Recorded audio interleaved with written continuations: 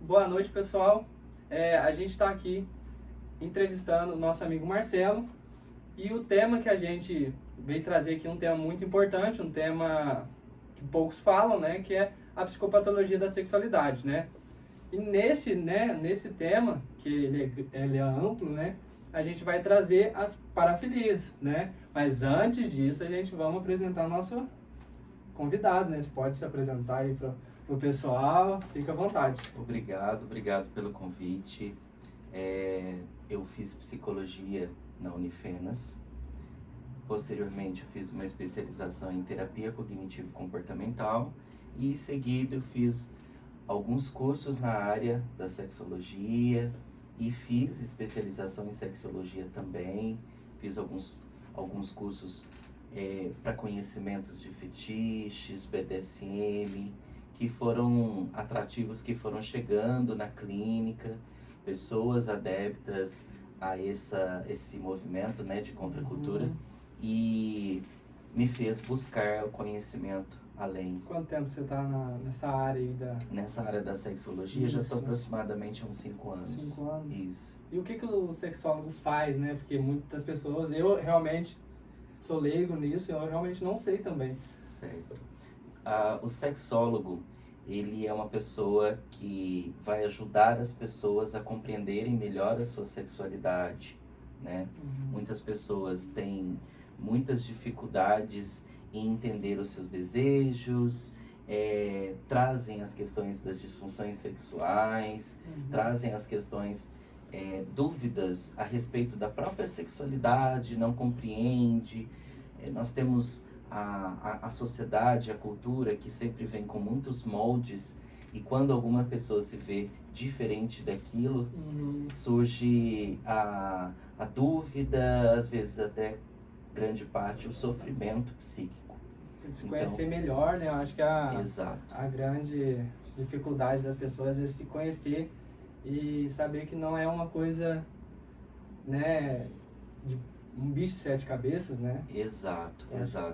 E o sexólogo, ele vai dar esse suporte também, assim como trabalhar com casais também. É muito interessante. Mas então vamos pro que interessa para todos, né? O que é a parafilia, né? Como ela se desenvolve e como ela se transforma, né, num transtorno, né, que atrapalha a vida da pessoa. Então vamos lá. Primeiro, para que a gente possa compreender, parafilia é um fetiche. Um fetiche. Isso.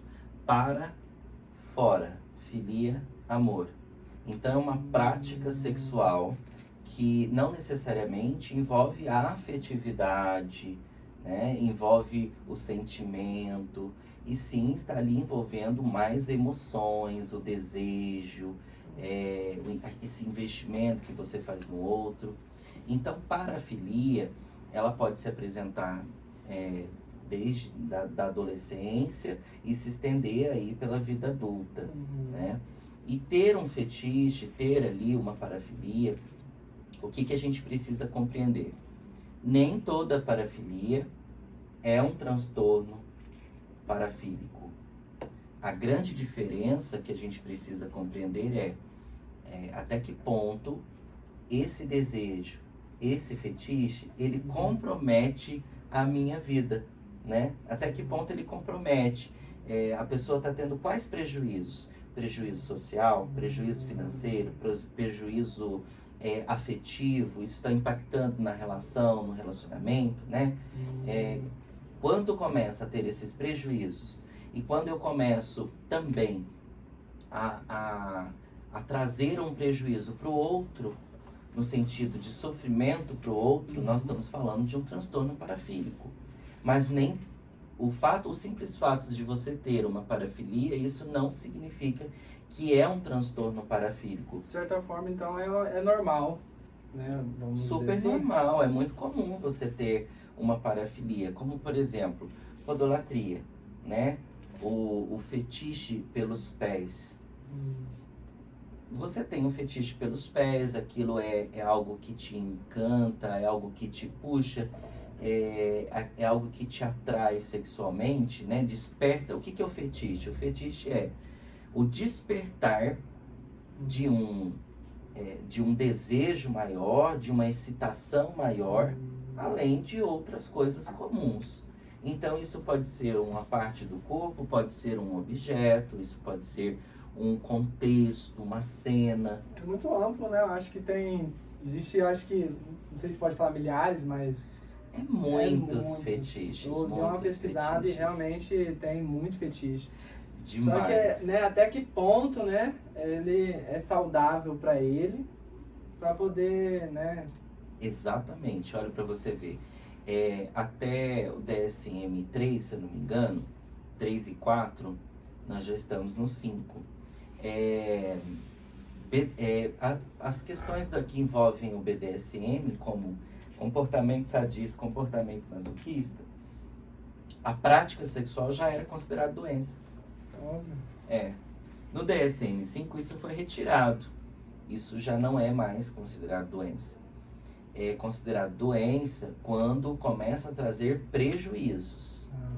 Aí nós estamos falando de um transtorno parafílico, comportamento sadista, comportamento masoquista. Se um gosta... Se uma pessoa gosta de causar a dor, a outra pessoa gosta de sentir a dor, tranquilo, se uma pessoa gosta de estar numa relação de submissão e a outra de dominação, por que isso doença? Sim, se né? os dois aceitam, né? Se estão dentro dos princípios, por exemplo, do BDSM, que é sã, consciência, né? E segurança, se está dentro desses princípios, por que nós estamos falando de uma doença? Sim. Entende? E aí isso foi retirado, hoje tem uma nova configuração, né? Então a gente precisa entender que nem toda parafilia é considerado um transtorno parafílico. Nem todo transtorno parafílico, ele vem aí de um caminho do fetiche. Não é porque você tem um fetiche, você tem um desejo diferente, que isso vai ali configurar uma doença. E de certa forma prejudica ali, né, a parte social da pessoa, dependendo da parafilia ou Claro, transtorno. claro. É muito comum, às vezes a gente vê, por exemplo, casos de alguma pessoa se masturbando ou se exibindo, por exemplo, em praça pública, nas ruas, para outras pessoas. O fetiche exibicionismo, né? Se você está numa casa no qual você faz um striptease, você se exibe, se você está fazendo um striptease, se exibindo pro companheiro, pra companheira, não necessariamente que isso deve ser considerado doença, mas a partir do momento que você está fazendo isso numa rua, numa praça pública e colocando outras pessoas ali sem o consentimento delas no seu prazer, no seu fetiche, aí nós estamos falando de uma configuração aí que precisa de um cuidado e precisa de tratamento. Sim, e aí como é que funciona na clínica, na parte do diagnóstico ou do tratamento? A grande maioria das pessoas, quando ela chega na clínica, ela não chega pelo o fetiche em si. Ela chega, às vezes, quando ela não está tendo o controle daquele fetiche, ou ela descobre o fetiche e não está conseguindo compreender aquele desejo. Não sabe lidar ali, Não né? sabe lidar com aquilo. Por exemplo, quando um homem percebe que na cabeça dele, se ele fantasia a mulher dele se relacionando com outro homem, ele assistindo, e aquilo é muito excitante para ele, às vezes aquilo pode causar um desconforto, porque dentro da sociedade, dentro da cultura, isso não é comum. Então, às vezes até princípios que ele já carrega ali, isso não é comum. E aí ele entra numa dúvida, num conflito interno. Mesmo ele gostando do acontecimento, ele ainda se sente mal? Ele pode ainda se sentir mal. Ele pode ainda se sentir mal. É um pouco, né, como se diz, diferente, porque a pessoa, no caso, ela gosta daquilo e mesmo assim isso prejudica ela. Claro, essas são as construções já pré-estabelecidas, né? São as construções do que é do que é desejo, do que é sexualidade, sabe? Tem um psiquiatra, eu só não vou recordar agora o nome dele, mas até em outro momento eu posso até trazer, que ele fez um estudo com os animais, que ele percebeu que grande parte dos animais apresentavam desejos e formas da prática sexual de uma forma muito diferente.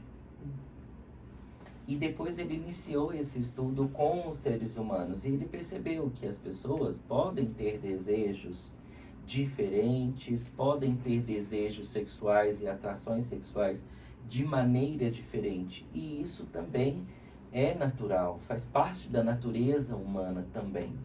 Às vezes também para a relação não tá boa, né? Apimentar, né? Fazer alguma coisa diferente fora do comum, né? Que ali, aquele sexo comum que entre um homem e uma mulher só, né? Não tem nenhum estímulo. Né? Isso é muito complexo. Hoje em dia, igual quando os casais chegam no consultório e falam assim, eu vim porque eu quero abrir a relação. A gente está pensando em abrir a relação.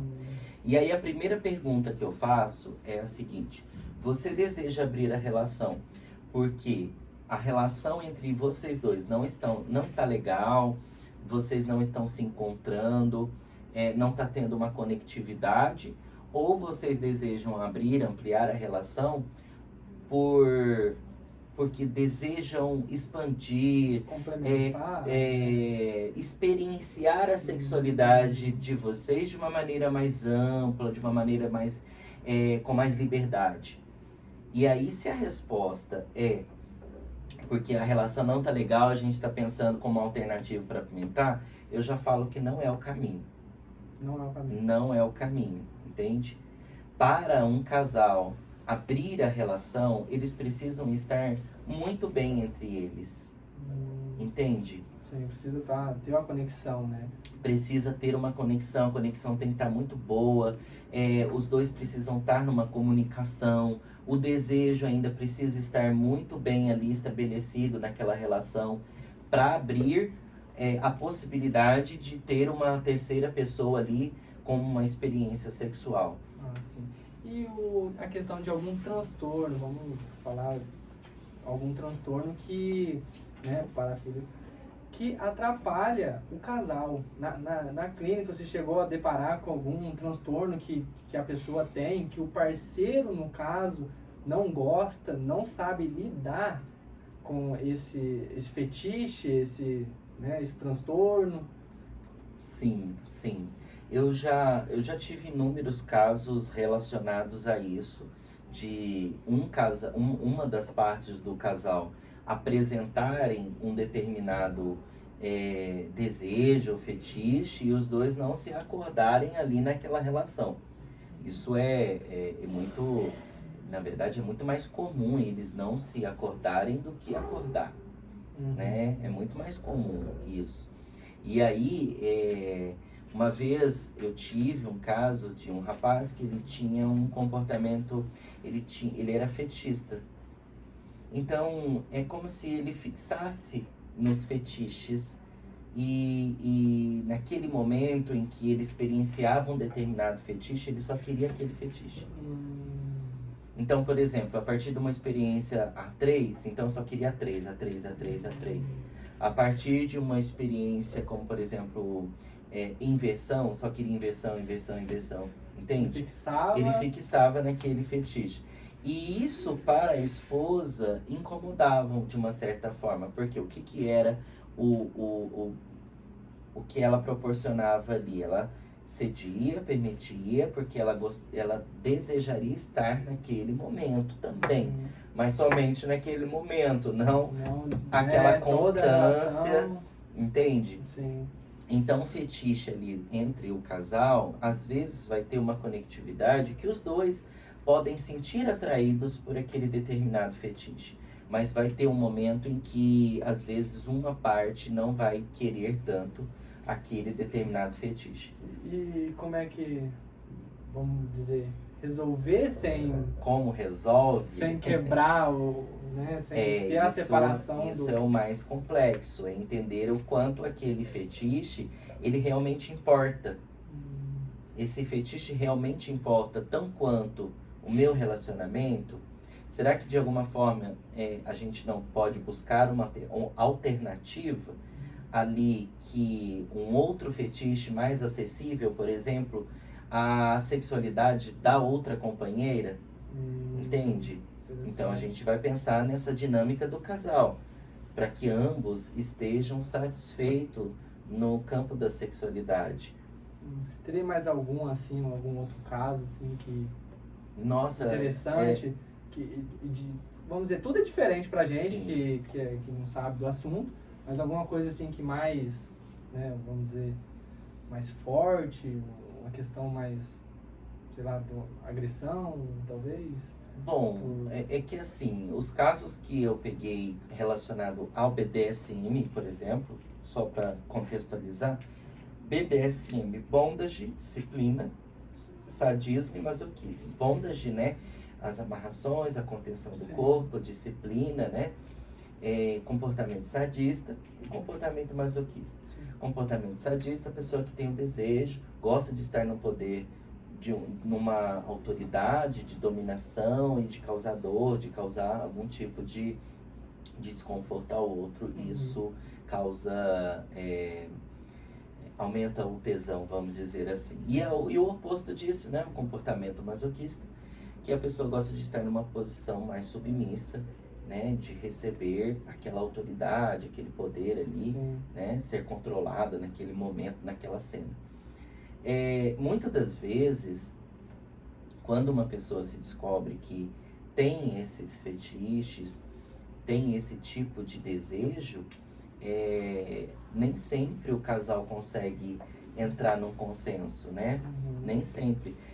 Existe geralmente a alternativa que muitos casais hoje utilizam, é que se uma das partes gosta desse movimento de contracultura, gosta desse movimento, dessa prática sexual, e a outra não, seria a abertura do relacionamento para que a outra pessoa possa exercer aquela cena em um outro contexto, diferente do contexto ali da relação. O que a gente precisa entender é que nesse jogo de dominação e submissão não existe afetividade, entende? Não existe assim o afeto, o amor, a paixão, entende? Por isso é chamado de parafilia, por exemplo, uma questão assim, vamos deixar o casal de lado, mas pro individual da pessoa, né? Porque já é uma questão jamais, né? Você relaciona com outras pessoas, né? Querendo ou não. Então, por exemplo, ele gosta de morder, vamos supor. Né? Um fetiche dele é morder o parceiro. E os parceiros que ele se envolve, né, não aceitam, não gostam disso. Certo. Teria alguma estratégia, alguma coisa que, tipo assim, ele acha que isso está sendo prejudicial para ele vai procurar sua ajuda. Teria alguma estratégia, lógico que não é uma receita, cada caso é um caso, né? Mas, assim, uma estratégia, alguma questão que ele consiga... É que é muito complexo isso. Vamos lá. Ele tem um desejo de morder. Até que ponto esse desejo para ele, o quanto isso significa para ele? O quanto ele está disposto a investir nesse desejo? Tudo isso são perguntas que devem se fazer ali naquele contexto. Esse tipo de fetiche, esse tipo de desejo, está trazendo prejuízos para ele? Entende? Então são muitos pontos que a gente precisa analisar, a se pensar. Então, como eu disse para você, se dentro de uma relação aquele casal está muito bem resolvido, não só a afetividade, mas a prática sexual dos dois, é muito satisfatório, e ainda assim uma parte deseja ter uma cena, deseja estar em uma cena BDSM, deseja praticar o BDSM, a gente precisa entender se esse casal realmente está preparado para isso, para essa abertura desse relacionamento. Sim. Aí a minha próxima pergunta é super interessante, e ela entra nesse caso de, como eu posso dizer, como aparece a parafilia, como ela surge na pessoa. No caso, a pessoa, por exemplo, gosta de assistir pornografia, Uhum. né? Ela se vicia naquela pornografia, né? Vendo mulher pelada, ou se for o contrário, ou independente. Ela fica naquele, né? Vendo a A pornografia, pornografia, né? e quer tentar reproduzir. Não, aí e chega não, assim não tá mais legal, não consigo mais satisfazer. Vou agora para uma coisa mais diferente. 2 homens e uma mulher, não tá me satisfazendo mais. Vamos para uma coisa mais pesada, uma coisa mais. Porque chega um momento, né, creio eu, que não vai satisfazer mais aquela pornografia, aquilo que ele encontra, né? Só que chegando nesse ponto, né? Será que as parafilias, elas podem aparecer por conta de, não parafilia, não, um transtorno, né? Vamos dizer, por conta de não ter mais satisfação na pornografia e ela achar outro modo? Sim.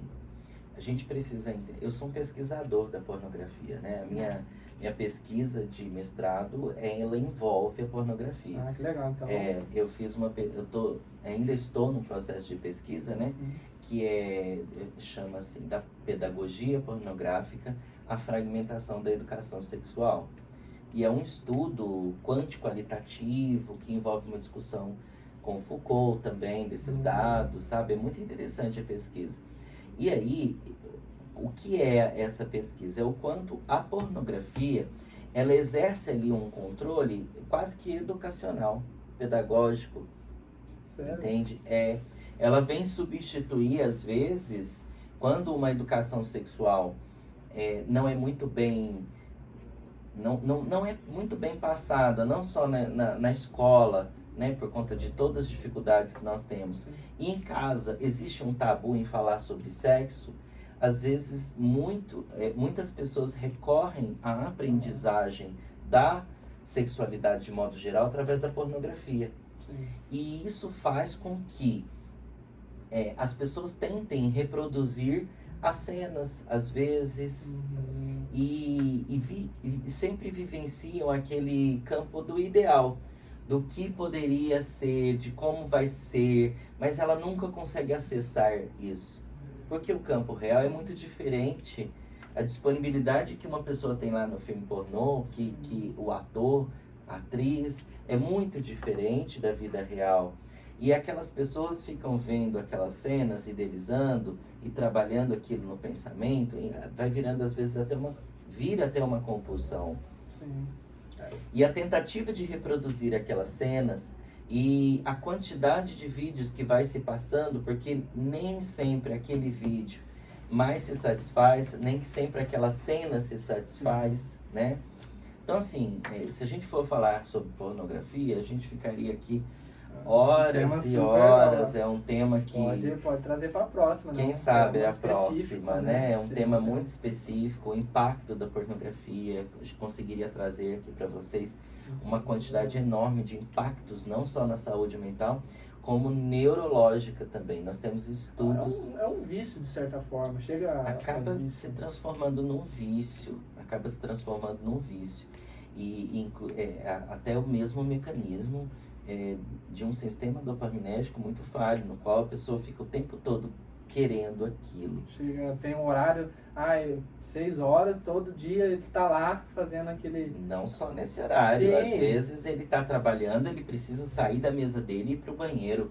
Às vezes ele tá numa reunião de família, ele precisa correr pro banheiro, porque ele tem essa necessidade. Às vezes a pessoa foi frustrada por algum motivo, o chefe chamou a atenção, brigou com a esposa, brigou com o namorado, e aí, pornografia, entende? Acaba virando quase que uma válvula de escape ali dopaminérgica, essa necessidade de estar motivado a alguma coisa. E querendo ou não, prejudica também, no caso, a vida pessoal dele, no caso, se ele for ter uma relação sexual com algum indivíduo, né?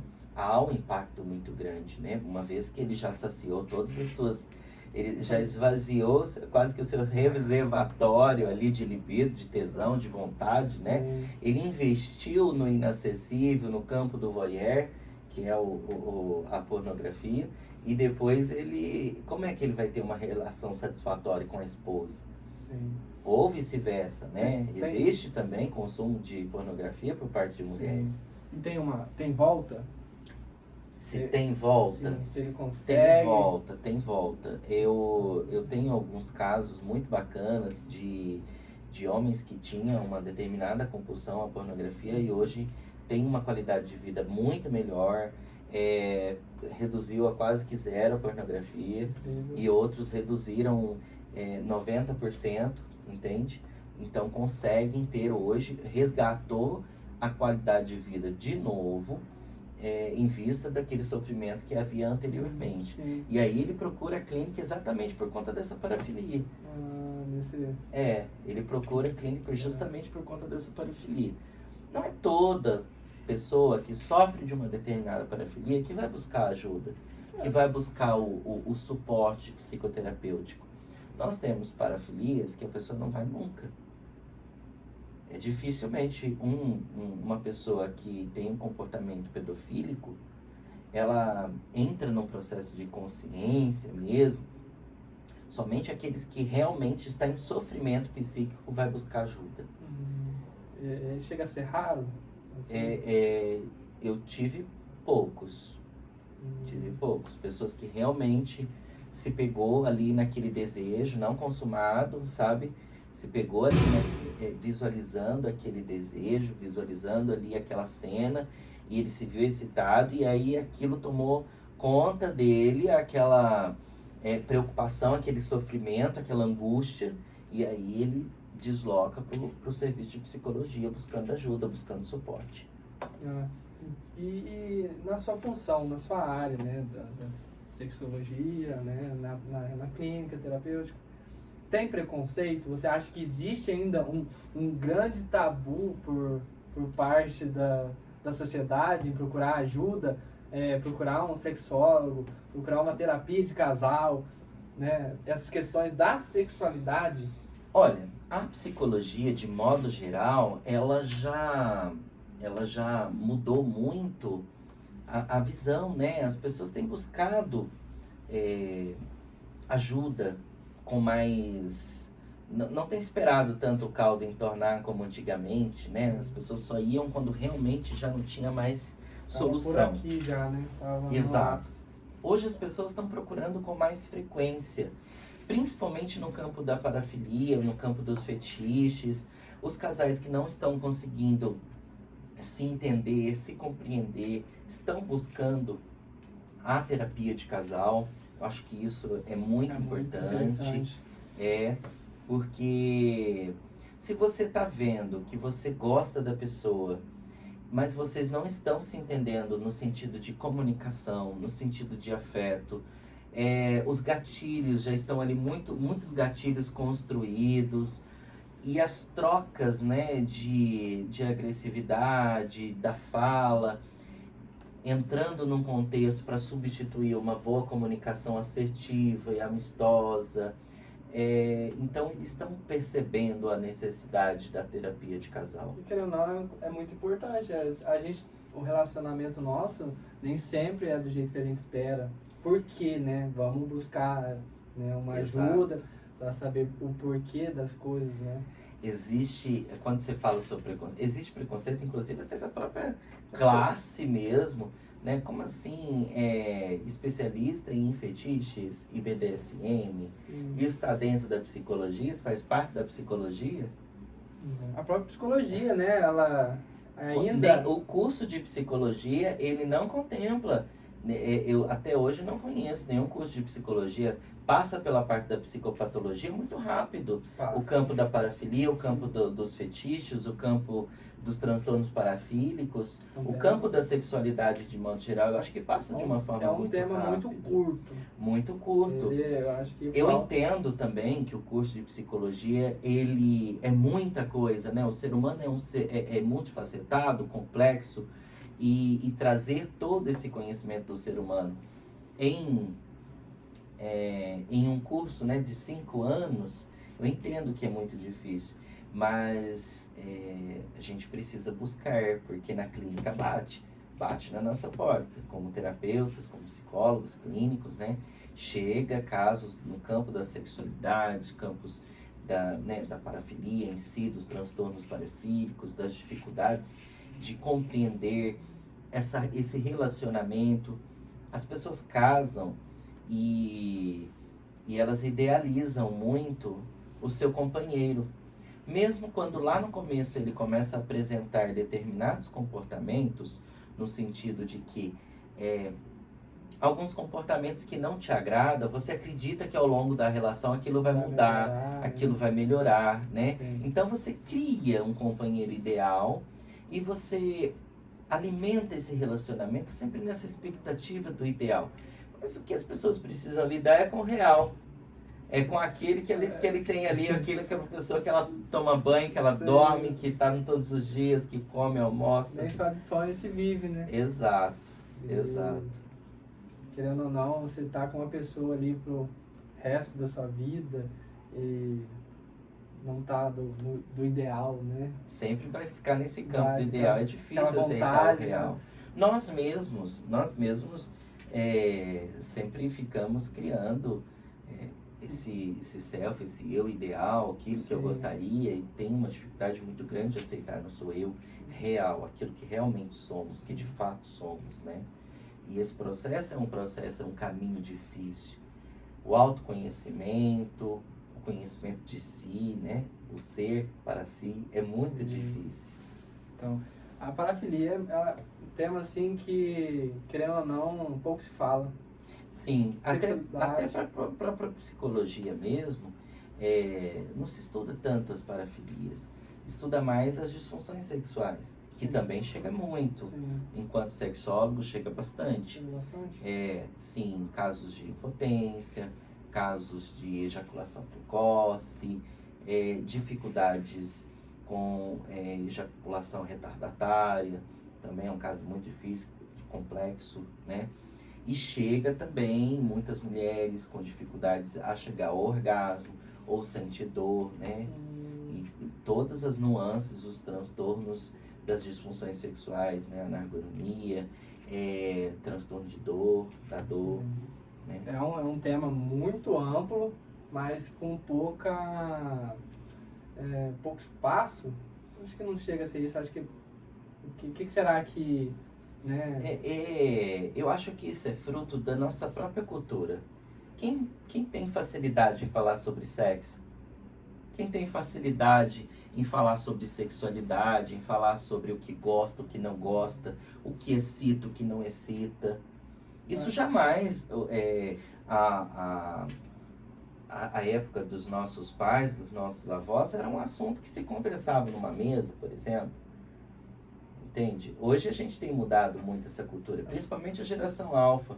É uma geração que busca muito conhecimento, sabe muito da sexualidade com muita facilidade, porque já nasceram, né, com toda a tecnologia. Sim. Mas em contrapartida, eles, além de ter bastante conhecimento, eles estão experienciando a sexualidade mais tarde. Olha que interessante, né? Então, quanto mais conhecimento você tem, mais você também tem a possibilidade de esperar e reconhecer qual é o momento certo para exercer essa sexualidade. E é uma coisa muito íntima das pessoas, né? Acho que é por conta disso também que Sim. tem essa grande dificuldade de... Até profissionais, são poucos profissionais da área, né? São poucos profissionais da área da sexualidade. O que me instigou foi... Quando logo eu cheguei em Pouso Alegre e eu atuava somente como psicólogo clínico e terapeuta cognitivo comportamental. Não era a área ainda minha de atuação. E aí chegou um caso para mim de uma paciente que ela chegou e relatou, olha, eu sou isso, um fetiche, sabe? Sim. E aí aquilo eu falei assim, me fala mais um pouco sobre isso, porque eu realmente não conhecia.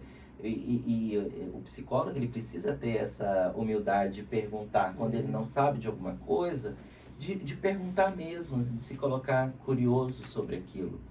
E aí me fala mais sobre isso. E ela me contou, me relatou todos os fetiches dela, como que ela praticava a vida sexual dela. E aquilo me instigou, e aquilo eu sempre fui uma pessoa muito curiosa. Sim. E curiosa para o conhecimento científico, curioso para para o ser humano, para saber sobre o ser humano, sobre a sexualidade de modo geral. E aí eu me perguntei, mas por que eu não sei sobre isso? Por que eu não conheço sobre isso? Né? Não tive na formação acadêmica, mas por que também eu não busquei depois? Sim. E aí eu comecei a estudar. Fiz um curso com o mestre Sadik, que é um dos maiores sadistas do Brasil. Eu recomendo. Tem um curso, inclusive na plataforma Hotmart, mestre Sadik. Tem um blog dele, chama Dom Barbudo. Lá, a pessoa que tem um desejo de conhecer sobre o BDSM vai mergulhar em muito conhecimento nesse blog dele. Tem muita matéria, tem muita escrita explicando o que como iniciar, como não iniciar, como reconhecer qual papel você exerce ali dentro do BDSM, sabe? É muito interessante mesmo. Inclusive, nesse curso dele, eu tive contato com A Vênus das Peles. Esse livro aqui, ó. A Vênus das Peles. Ele foi escrito por Sanchez Masoch e na literatura foi um dos primeiros livros que começou a falar sobre uma prática sexual diferente, um movimento de contracultura diferente. Legal. Porque antes disso sempre existiu o BDSM, sempre existiu a dominação e submissão, né? Em toda a história. Nós temos rainhas e reis que praticavam o BDSM, obviamente, sem as construções de segurança, sem as construções de sã e consensualidade que hoje nós temos dentro, que baseia-se a prática, né? Mas existe aí na história muito antes das práticas sexuais no qual as pessoas gostam de exercer causador e receber a dor também, né? Então, Sanchez Masoch é um romance no qual Wanda Dostoiévski é uma dominadora e ela tem um vizinho. E esse vizinho começa a se sentir atraído por ela e os dois envolvem um romance em uma prática sexual de BDSM, no qual ele é um submisso e ela é uma dominadora. Legal. É muito interessante, inclusive tem até um filme que eu queria até compartilhar com vocês, que conta a história dessa prática. Se eu não me engano, A Pequena Morte, deixa eu ver. Eu acho que a gente... não registrei aqui, porque eu fiz alguns registros para trazer. Mas se você digitar Vênus das Peles no YouTube, aparece, é um filme no qual uma atriz está tentando convencer um diretor a fazer esse filme, A Vênus das Peles. Legal. E ela quer ser a Wanda, ela está tentando convencer esse diretor para ser a Wanda Dostoiévski. Então é muito interessante. Recomendo também A Pequena Morte, The Little Death.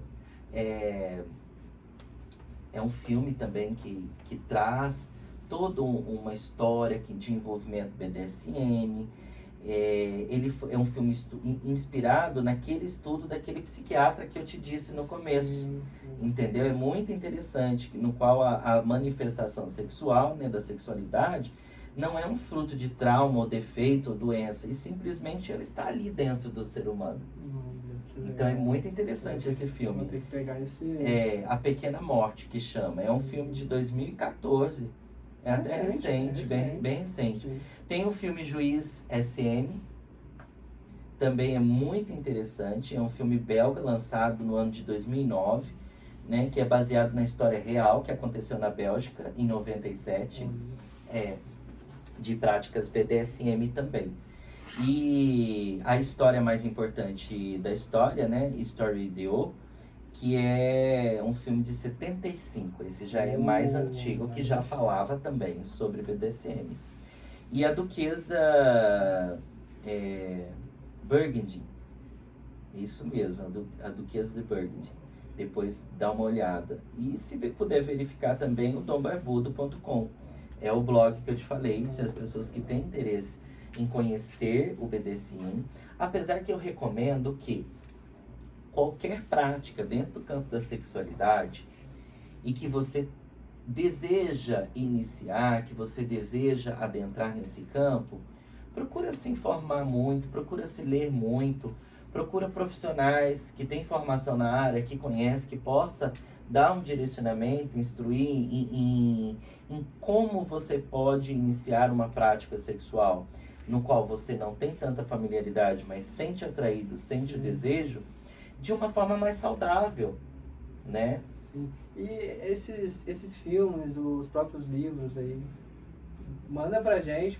poder divulgar pro pessoal, né? Porque é muito interessante o livro em si. Eu vou pegar pra ler, né?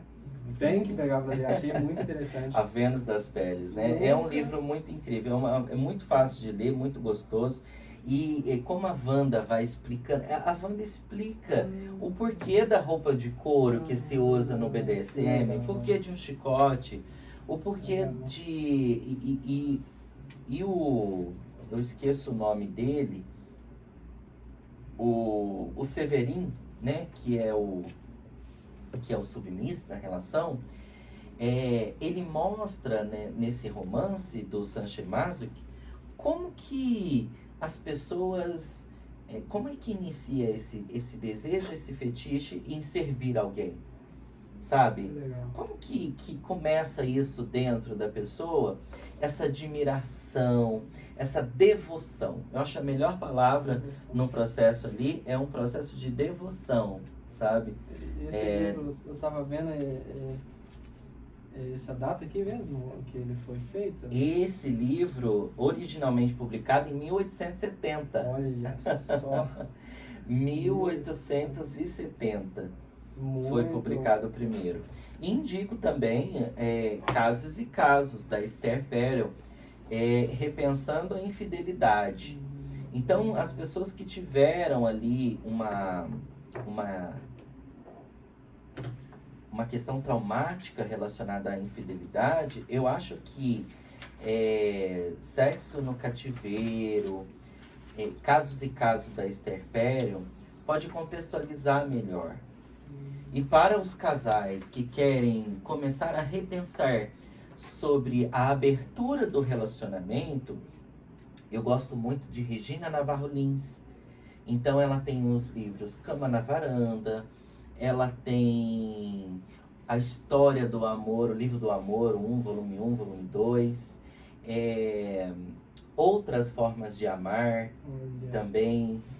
A Regina, ela contextualiza a diferença entre o amor romântico e o amor genuíno. Eu acho que esse é um grande divisor nesse século. A diferença entre o amor romântico e o amor genuíno, né? Porque o amor romântico é aquele que sucumbe, que os dois se tornam um só, que os dois respiram o mesmo ar o tempo todo, não tem espaço para individualidade, aquele amor idealizado do conto de fadas, né? Em contrapartida, o amor genuíno é aquele amor mais sincero, aquele amor com limites, com segurança, com tranquilidade, sem ciúme.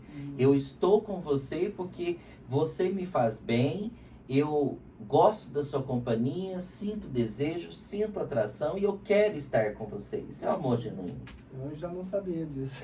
A diferença. É muito interessante. Todos esses assuntos que você trouxe pra gente e pro pessoal são um tema assim que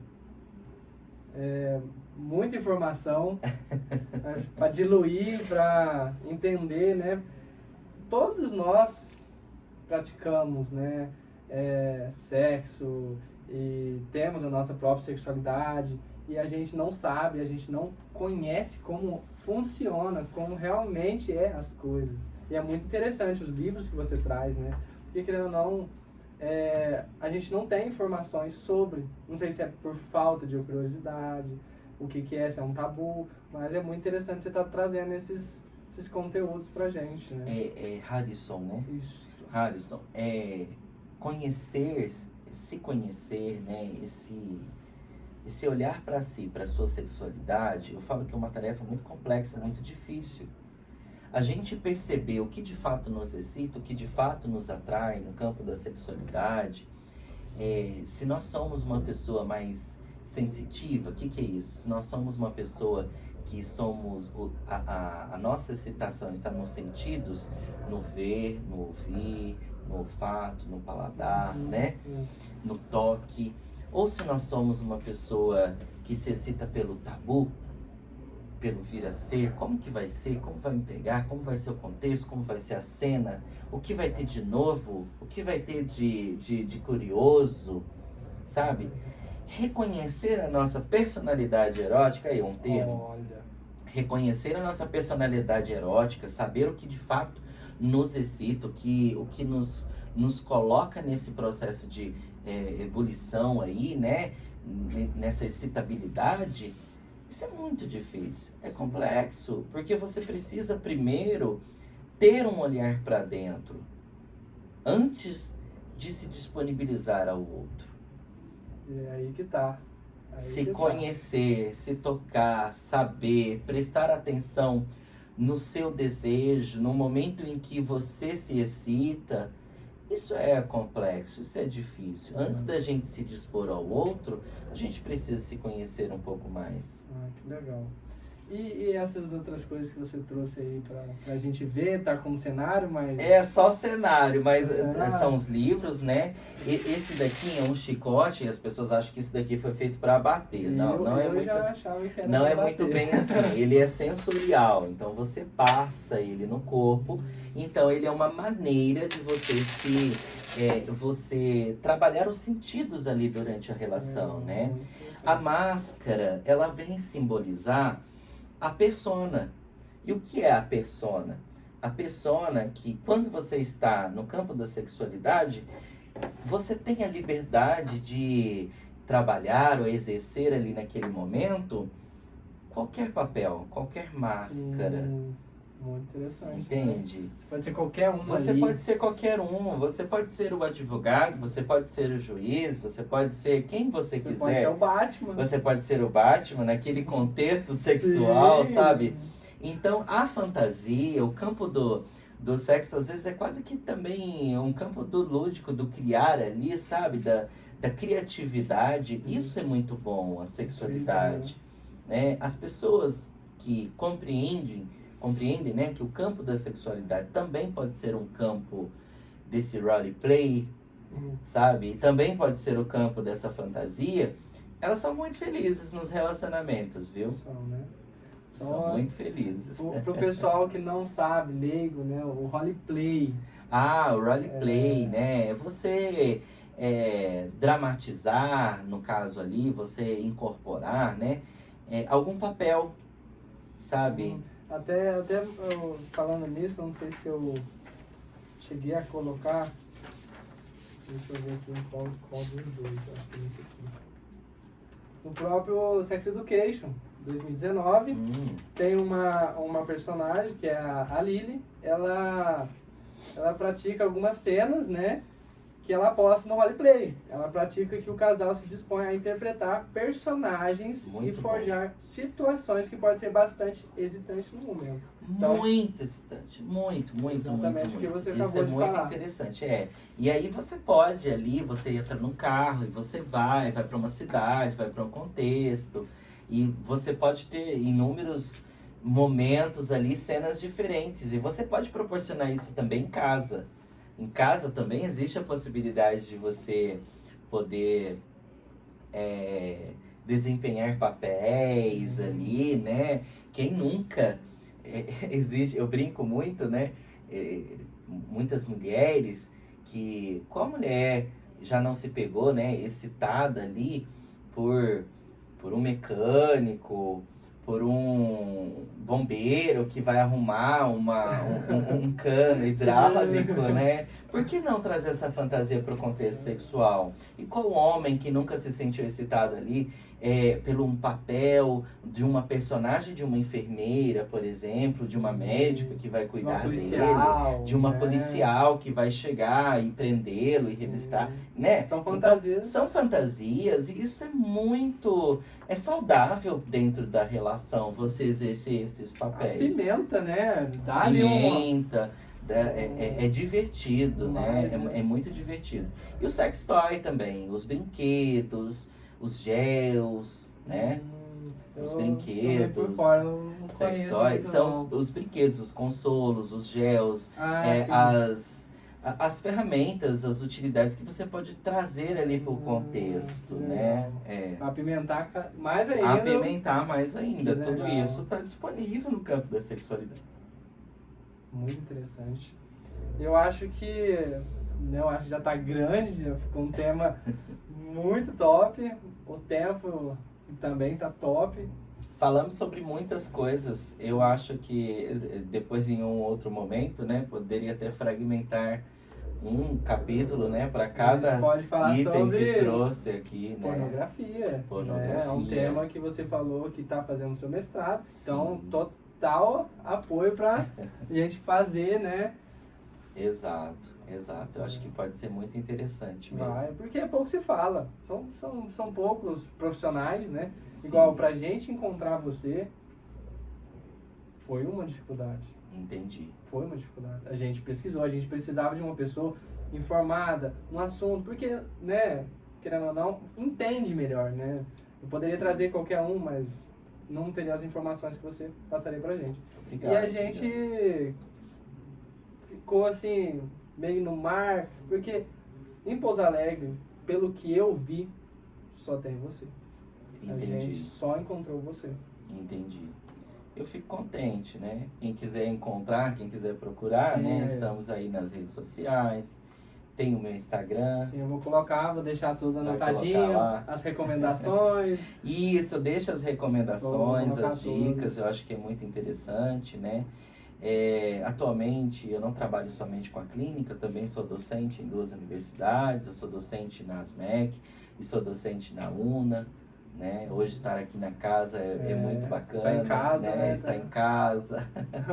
É muito interessante, eu vou deixar todas as informações lá. Eu agradeço a presença ilustre e né, dar essa oportunidade da gente poder fazer esse podcast, essa conversa dinâmica e gostosa de um tema que a gente pouco sabe. Pouco sabe e precisa muito, e precisamos né? muito. Afinal de contas, são pouquíssimas pessoas que não praticam sexo. Sim, exato. Obrigado, Marcelo, foi um prazer. Obrigado eu pela oportunidade. Até a próxima, né? Esperamos novamente. Até a próxima. Senhor.